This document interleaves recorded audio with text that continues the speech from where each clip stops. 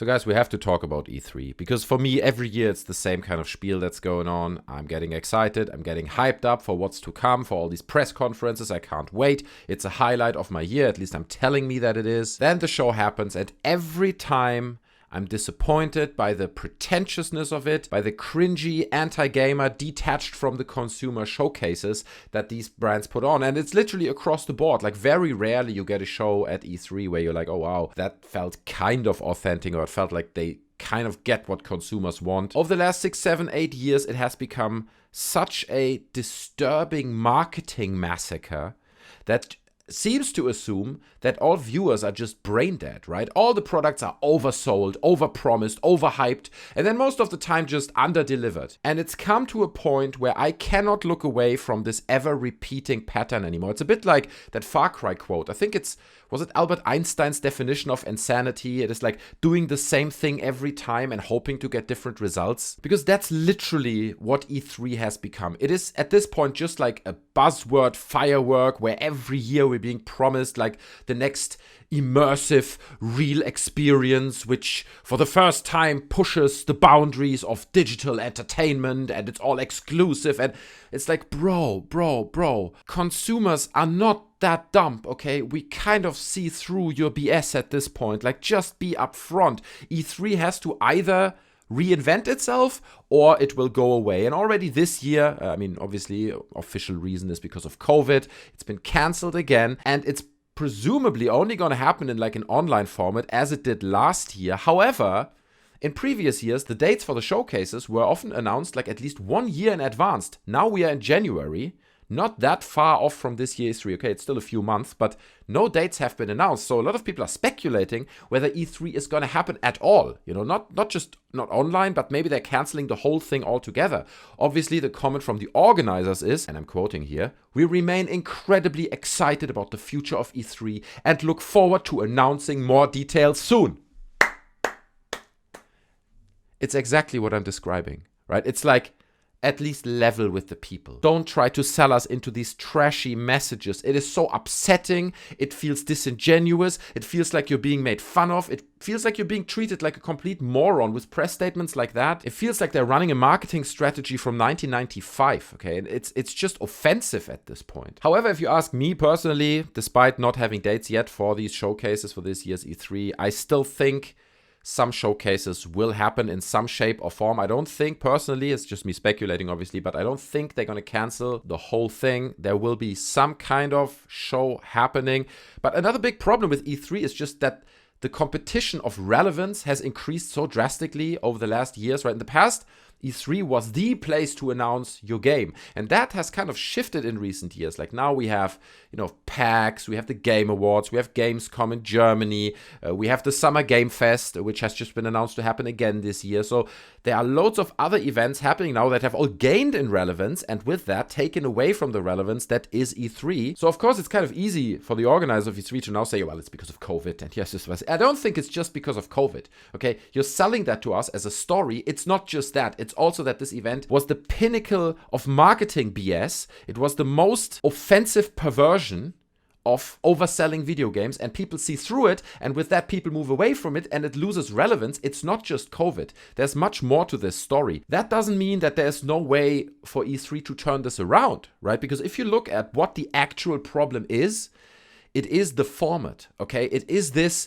we are the developers, we are the publishers, and we're looking down on you peasants, okay? You, the consumers. We're not even calling you gamers, we're calling you consumers. We're gonna throw some little nuggets down your way, and you're gonna eat them up, and you're gonna love everything we do. And then we sell you a broken game, which we're not gonna fix, but we're gonna sell you a lot of DLC on top of that broken game, so we're cashing in as much as possible on you freaking morons, because that's what you are. So that's the messaging of E3. That's how it's being perceived by a lot of people out there. So if E3 would manage to shift that around, and for example, there was this quote that I found in an interview with the organizer of E3 in an article on Games Daily Biz, and they said that they are trying to shift E3 now into something that's more of a fan/media/influencer festival focused around experience hubs. And I mean, the way they're phrasing this is horrible, but if you just look at what they're saying here, I don't think that's entirely wrong or the wrong direction, okay? I think E3 should be much less of brands telling you how awesome everything is and how great their game is, but instead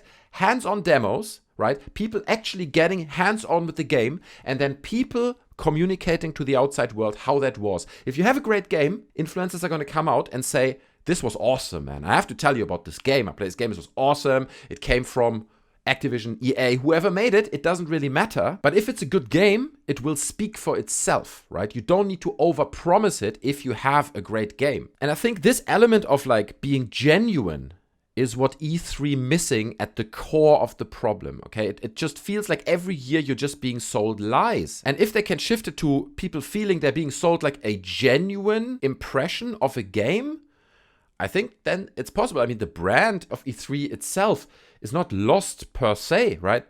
People still kind of have like also nostalgia. Like I have lots of nostalgic memories of E3. And so it's not that I hate E3 and I just want it to go away, but it has to change.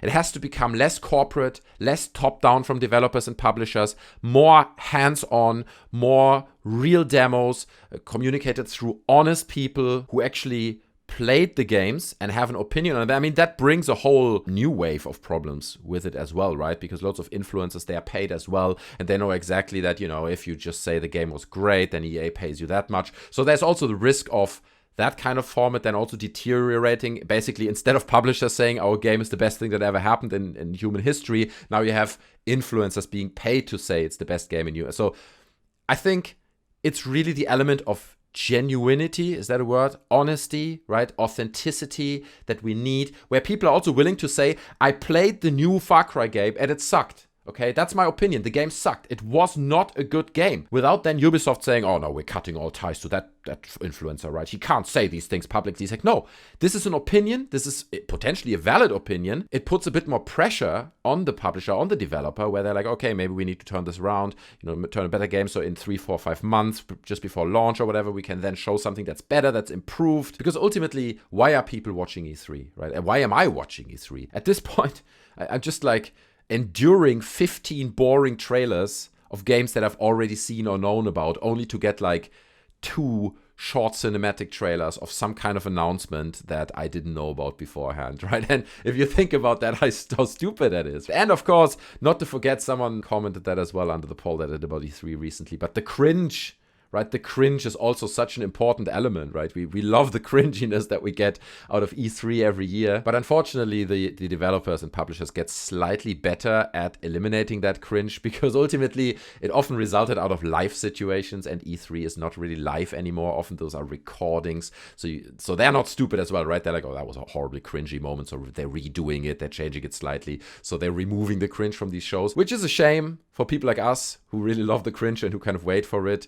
But I mean, that's something that's totally understandable from the publishers and developers' point of view, because you don't want to embarrass yourself, at least not with like awkward silent moments or like Kinect moments where people just wave their hands in the air and look like complete idiots. Anyway, guys, I just wanted to share this with you because I think there's some hope for E3 if they're willing to change the format, if they're willing to break it open, turn it into something new. And judging from that Games Daily Biz article and that quote that I read earlier, there might be a little bit of an awakening at the organizers of E3 that they're going into the right direction. But what do you think? Do you think E3 can be salvaged? Do you think there's still hope? Or do you think it's basically dead and we just have to let it go and move on, right? And now we have PAX and we have the Summer Games Fest or whatever, and we have other events, and even just putting out a trailer so all the spotlight is on you, right? If you have a new game, just put out a trailer. It's going to get news articles on all the big websites.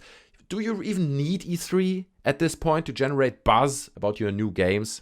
Leave your thoughts on that down in the comment section below. I'm very curious to hear them. Also, don't forget to smash the like button if you enjoyed the video. You can also subscribe to the channel so you're not missing future uploads. Thank you so much for hanging out. I appreciate your time. Take care of yourselves, and I'm out. Bye.